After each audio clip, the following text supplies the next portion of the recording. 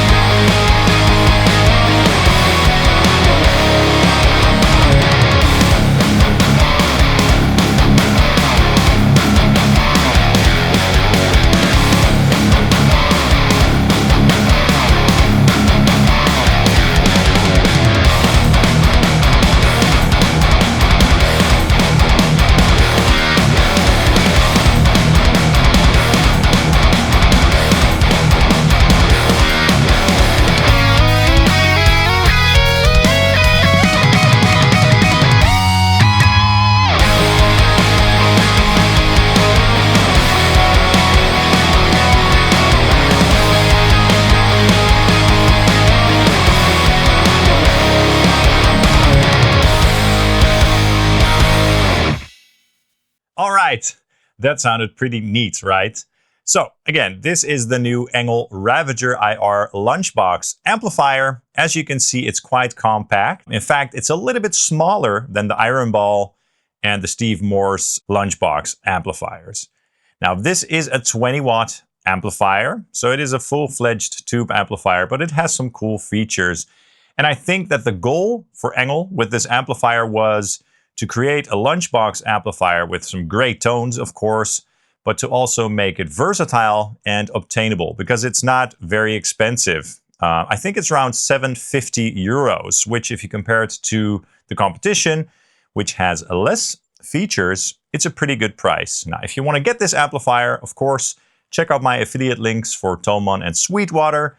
I'd really appreciate that as that helps out the channel. But yeah, I personally think that 750 is a pretty good price for a full tube amplifier from ENGL with some cool features, which we will get into. And by the way, thanks so much to the folks at ENGL for sponsoring this video. I really appreciate it.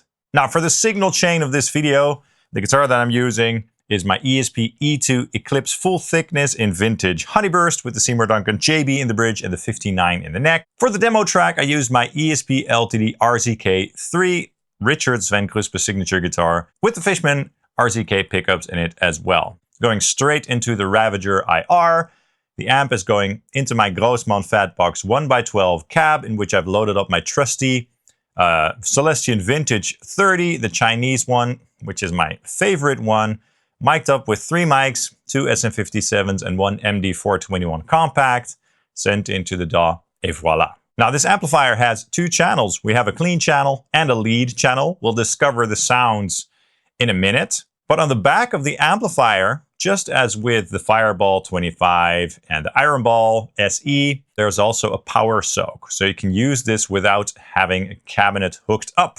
And there's a built-in IR loader with 4 slots.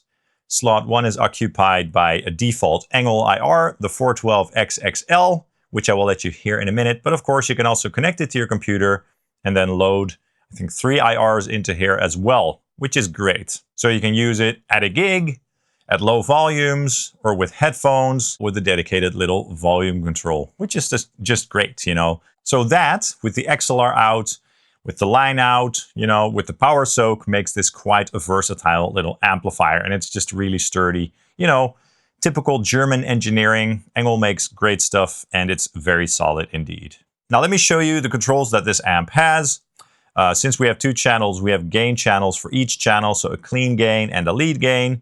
Then we have a 3-band EQ over here, bass, middle, treble, and then a channel selector switch, which you can also do with a foot switch if you want, and then your clean and lead volumes, as well as a master volume. So we've got no presence control, no noise gate switch or anything like that, so it's quite basic, right? So let's just go ahead and explore some tones. Right now I'm on the lead channel with a tone that I dialed in for the demo track around the same settings. I'm on the bridge pickup now, and it sounds something like this.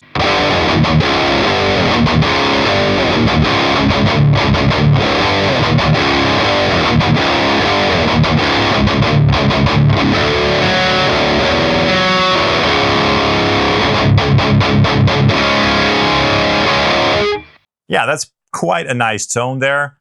Crunchy, tight, and very articulate, right? It's not one of those amps with a huge, massive low end. No, it's tight. It fits in the pocket. And as you hopefully heard in the demo track, that really fits the mix really well. So yeah, nice lead channel for sure. In terms of gain, it doesn't have heaps of gain. So it doesn't have the same amount of gain as, say, the Fireball 100 or the Savage. But there definitely is enough for a good high gain tone. Let's play around with the lead gain control a little bit. Let's max out the gain to see what happens, okay?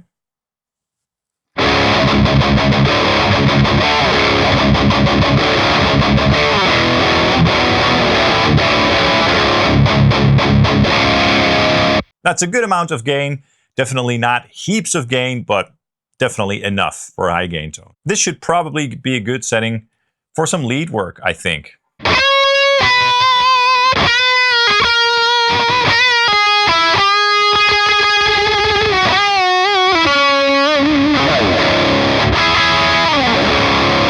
So let's dial down the gain and see what sort of crunchy tones we can get.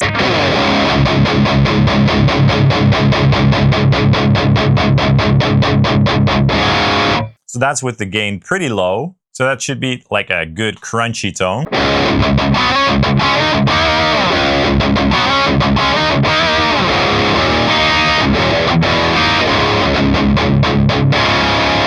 Nothing wrong with that.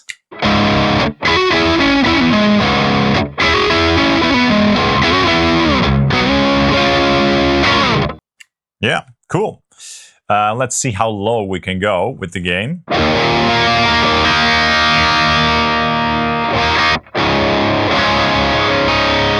Yeah, so it's not really a lead channel that you can really clean up nicely. Let's dial it back to 3 o'clock, which is my preferred setting for a good high gain tone.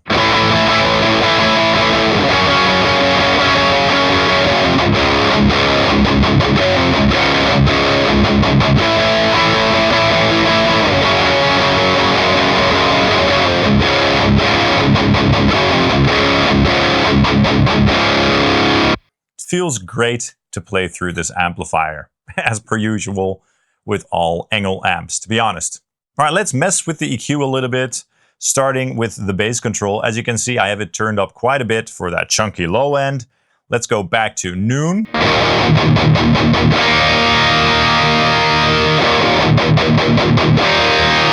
And let's lower it all the way. Yeah, it needs some bass in there.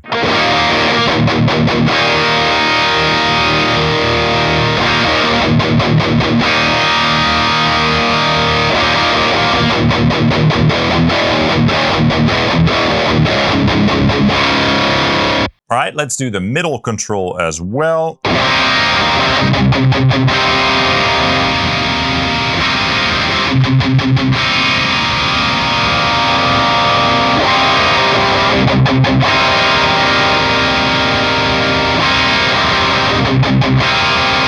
Quite a wide range there. Let's try the treble control.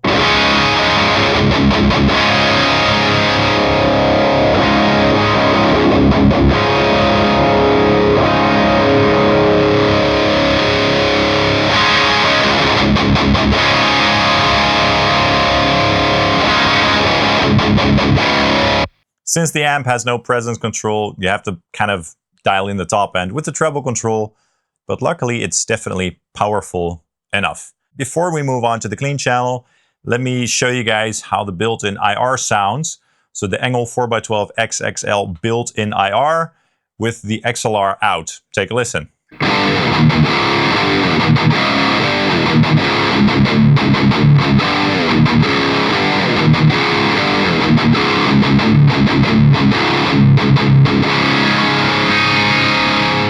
It's nice and throaty sounding, so it's cool that you've got built-in IRs, either for recording or sending it straight to the PA, right? Cool, let's go to the clean channel and see what sort of tones we can get out of that.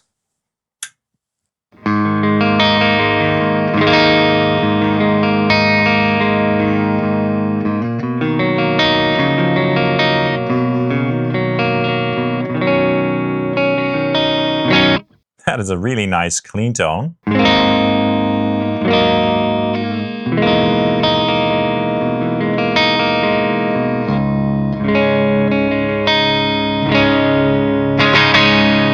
As per usual with the ENGL amplifiers, with their clean channels at least, you can crank up the gain to get a nice vintage crunch. Let's try that.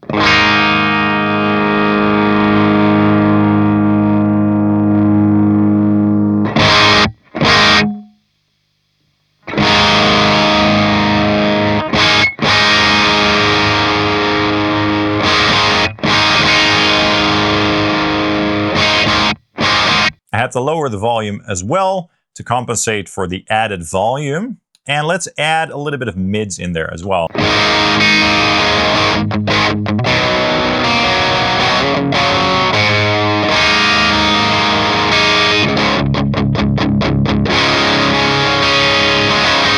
Let's push the gain up all the way, crank the bass a little bit more, lower the treble, lower the level a little bit more.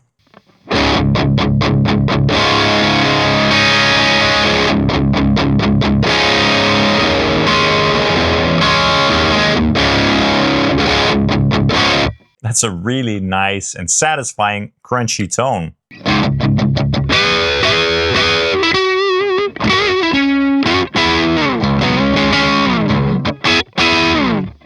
So you can play some really nice bluesy stuff with this tone.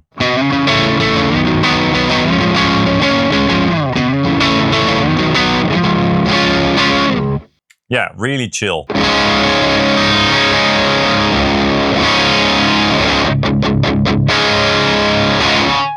Finally, let's go back to the lead channel and do one more chuggy, chuggy, chuggy riff, just for fun.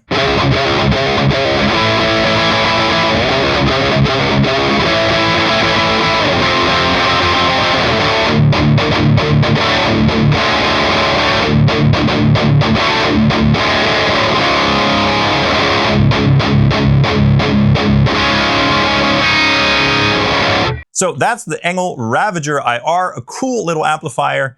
I like it a lot. I like how it sounds. I like how it feels. I dig the features. I dig the size. I dig the price point as well. Would have been nice to have a presence control, even though I think for the tones in this video, I hope at least you agree with me that it's not really necessary. You know, the legendary ENGL built-in noise gate is missing. Would have been cool if they added a built-in noise gate, but I think they wanted to keep the cost down so that it's an obtainable amplifier, right? So it's not the most feature-packed amplifier. Also, in terms of gain, as you can hear, there's enough, but a little bit more just for certain use cases could have been nice as well. But yeah, the Ravager IR, a fun little new amplifier from ENGL Amplification. Let me know your thoughts in the comments down below. And again, if you want to get one of these, check out my affiliate links. Also, please hit the like and subscribe buttons, as that really helps the channel out, and you can follow Sonic Drive Studio on Facebook and Instagram too. Thank you guys so much for watching, and I hope to see you soon. Cheers.